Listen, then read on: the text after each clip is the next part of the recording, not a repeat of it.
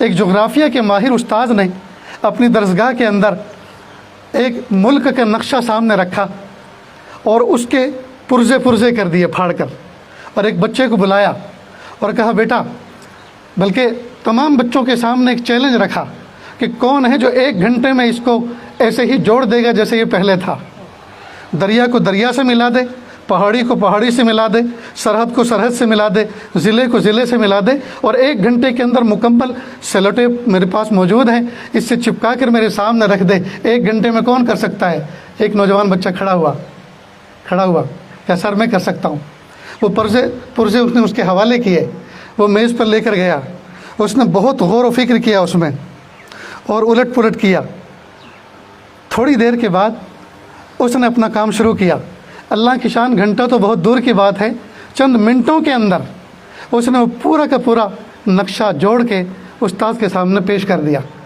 استاد بڑا حیران کہ اتنی سی تھوڑی سی دیر میں، جو مطلوبہ وقت تھا وہ بھی نہیں، تھوڑی سی دیر میں اس نے پورا کر دیا۔ پوچھا بیٹا تم نے کیسے اس کو پورا کیا؟ اس نے نقشے کو الٹا کیا، کہا کہ اس میں ایک انسان کی تصویر بنی تھی، تو میں نے جب پرچے الٹ پلٹ کیے تو اس میں ایک انسان کا ہاتھ نظر آیا۔ میں نے سوچا کہ جب ہاتھ ہے تو پیر بھی ہوگا، سر بھی ہوگا، دھڑ بھی ہوگا۔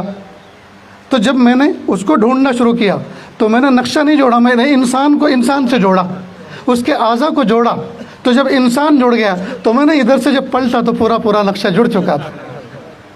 ماسٹر صاحب نے بڑی مبارک بات پیش کی، پیٹھ تھپتھپائی۔ اگر ہم دنیا کو جوڑنا چاہتے ہیں، اور اہل حکومت سن لو، اگر ملکوں کو، ریاستوں کو جوڑنا چاہتے ہیں تو ان میں رہنے والوں انسانوں کے دلوں کو جوڑیں۔ اس میں رہنے والے انسانوں کو بھول کر اگر جوڑنا چاہیں گے تو بے وقوفوں کی دنیا میں رہتے ہیں۔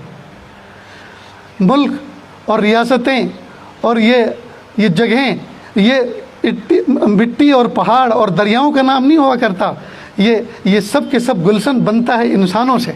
تو انسانوں کو جوڑنے کی بات کریں۔ آج سارے کی ساری دنیا انسانوں سے ہٹ کر بات کر رہی ہے تو وہ کہاں سے جڑیں گے؟